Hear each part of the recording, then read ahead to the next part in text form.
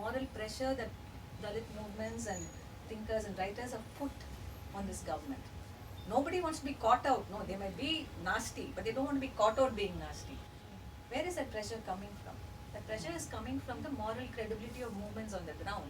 So the relationship between us and the state is one of where like you've got to do what you've got to do to me because I am your citizen. And that pressure is real. It may not lead to a wholesale transformation of things, but it will ensure that Dalit children go to school, and which is a big if. If that doesn't exist, it wouldn't have happened, no? So I think in that sense, we need to also think of how do we understand where, when Balagopal says that all these have come out of our struggles and our histories, and we need to value them as such and not dismiss them as bourgeois democratic rights. But are we teaching our students the histories of these struggles? I mean, Meerut conspiracy case should be a paper, should be taught, just to see how do you work with the law, and how are you cleverly doing things, stuff like that. So it's in that sense that I, yes. Probably not a question, but just an observation. Maybe you can also reflect and like share your thoughts on it. The judiciary recently has been saying that most of these human rights ideas about human rights are all Western and like global North context. They are not originating from here. But what your discussion was basically about everything that has roots. Like if you say go back to Ambedkar, he goes back to Indian roots. He doesn't just borrow from the Western. He does also use their frameworks, but he's borrowing, like he said, he borrows his ideals from Buddha and Dhamma. So how do we frame that to our Supreme Court to say this is actually very desi? We don't have to go to the Western canonical texts on human rights, but like we have something in our own land. And there is, like you said, civilizational value. Like human rights are not just rights, but they're also civilizational values. They're not something instrumental alone. That really, touched me. That's what Balagopal said. Yes. So does he draw from it? Is there something more we can draw to? Yes. Those essays, he actually does that. He talks about these may be values that emerged in the West, but so what? And then he goes on to build that argument in very powerful ways. But also I think there's a trap in saying our values. I don't know, because ours is a very problematic thing in India, no? What is this ours? We don't know. But I think it's good to stay with the facts of the case as we have them. As good lawyers, you will know that Ambedkar borrowed from the Buddha. The Buddha was just a term that he used. He borrowed a lot from European and American history. All his legal things came from Ireland, the United States, the Commonwealth countries, and United and the UK. I mean, let's face it, that was his expert. He knew those things very well. But what he does is interesting. If you want to make a case, and again it's good, it's like Arjuna using chicken tail. If you want to use quoting Ambedkar to challenge them would be the best thing. Yes. Because I think what he does is with each of these things, whether it's the French Revolution, but what is the French Revolution used for? It's used to say that look, the struggle for water rights is akin to that of the French Revolution. Water rights is your problem. You haven't solved it. So how does it matter whether it's the French Revolution that teaches you a lesson or something else that teaches you a lesson? So turn the tables back and say this is your problem. Like you often said, untouchability is a caste Hindu problem. It's not my problem. It's your problem. So I think all of the entire generation of anti-colonial nationalists, communists, anti-caste thinkers, they all owed a great deal to these European and English texts. But what they did with those texts is something very, very different. And Ambedkar particularly does something quite spectacular. He just abducts concepts, confiscates. Abducts them, just brings them off. Confiscates is power. This is like, it's like being a brigand. Just brings it off. And then he does all kinds of things with it. So I think the realities are ours, and the way to make sense of these realities, we've drawn from diverse sources. And just by saying it's Western doesn't nullify it in any manner whatsoever. Of course, but like just to show that like it need not be looked at as it's even our people I mean like even from people from here maybe historically have said that. Yes, you could say similar that things. Justice was as a concept but was you not know just. You know why they're saying that? No, they feel that this can lead to a very dissenting sort of legal and political imagination. So anything that is dissenting, it's easiest to brush it away by saying it's alien. That's the reason why they are saying it.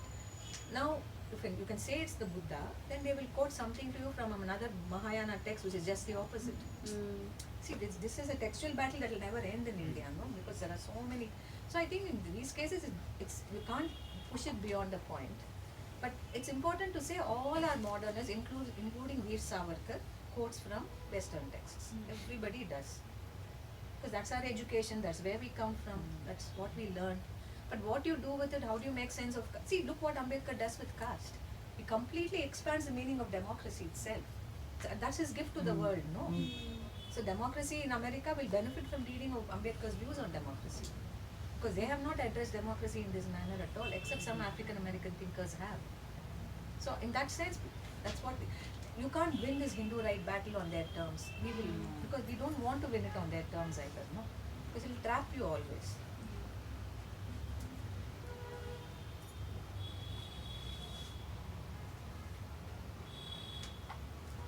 Yes. Whoever. Yeah, please go. Okay. I can't see anybody's hand. Here. Go ahead. 1, 2, 3. It's okay. No. No, I really don't. No. It'll be cut. Yes. No, go on. It's fine. I wasn't here. I didn't hear it. I'm asking as a non-lawyer. Louder. But because we're talking about the I'm law. also not a lawyer, so you can keep your listening. Oh, it is. Thank you. It's been the demand. Hesitating to ask. Many hours. Having a meeting in ALF. Yeah, I just wanted to ask about how the rest of us in civil society and our interaction with the law, like how do you see that play out, or in terms of putting our faith?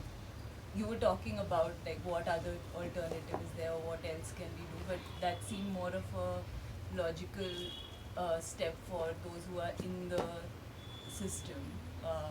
What about those of us who are not professionally skilled or trained to deal with the law? How do we think about?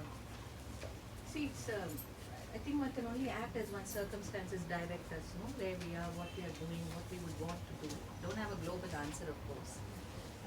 See, I'm not a lawyer, but I have worked with civil liberties groups for a period of time. I think one of the things you learn is that you understand that when you're claiming rights that are being denied or being violated,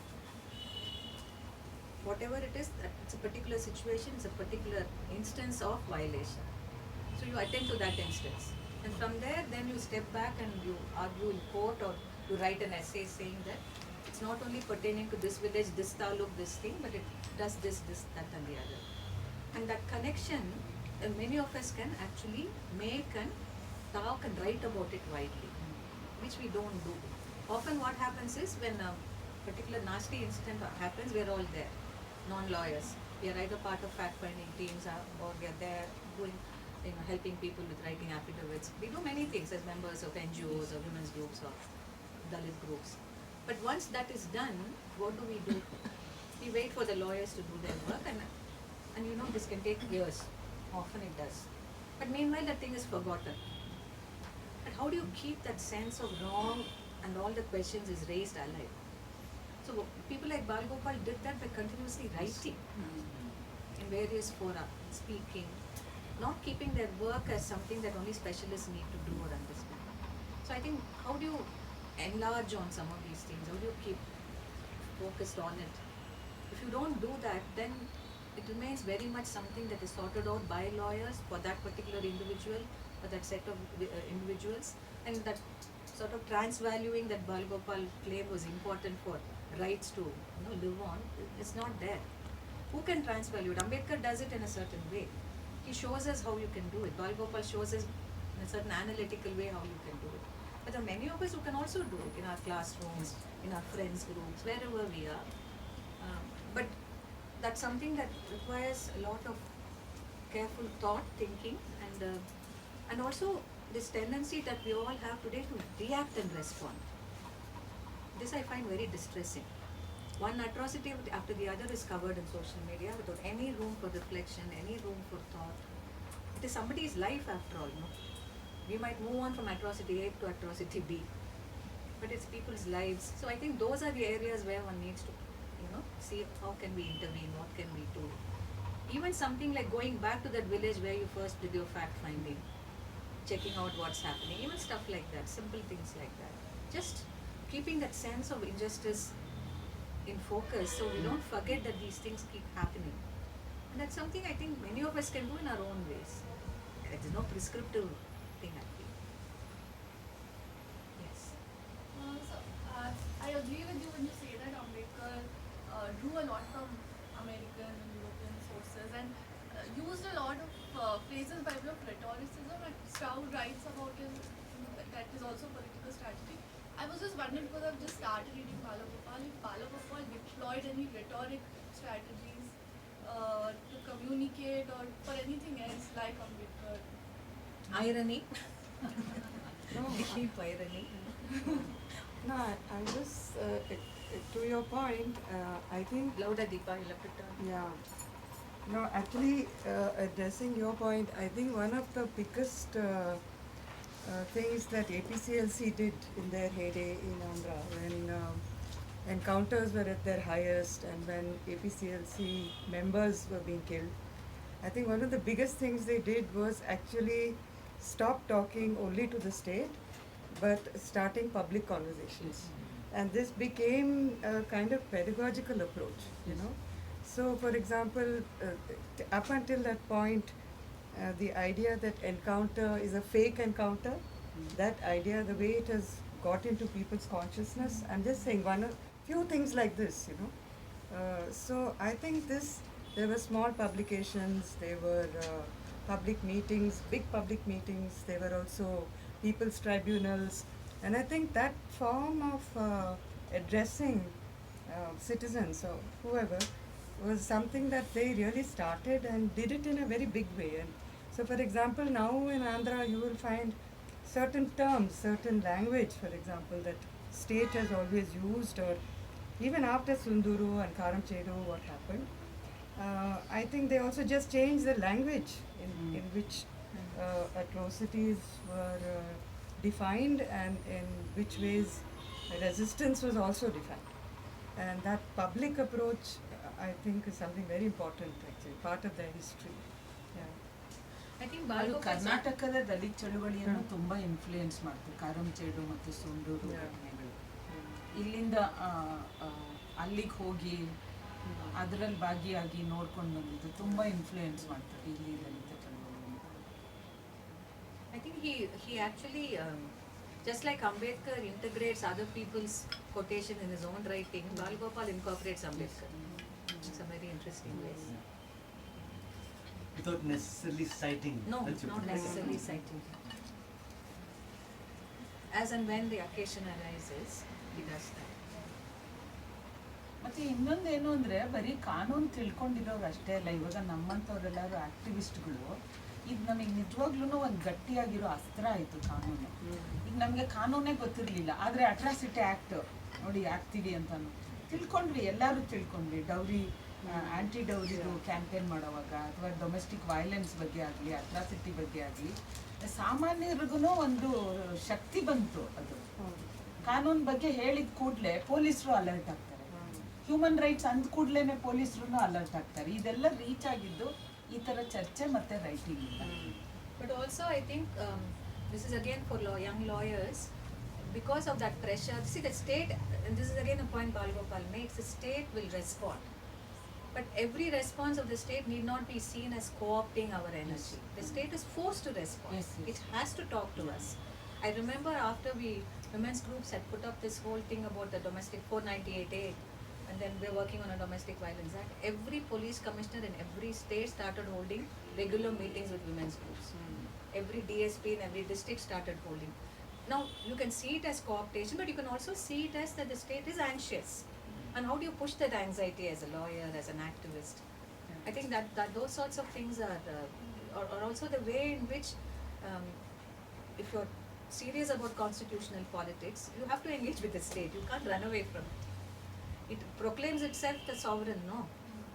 It says, we the people is me. I mean, you have to remind them that we are the people, not you. So I think in that conversation, was very rich, and even with Atrocities Act, I mean, for all the crimes that happen, every collector is forced to hold a meeting with the Tahsildar, with the groups, and sometimes these meetings go on forever. And I think these are important things. The state has to come in, and not always only in the guise of law and order. State, as I said, untouchability is a guilty public secret. We are ashamed, but we won't act. And if we act, we will make sure that we tell you how to do things. But at the same time, your something has happened, no? Something has shifted. It is not that it's uniformly negative. They can't.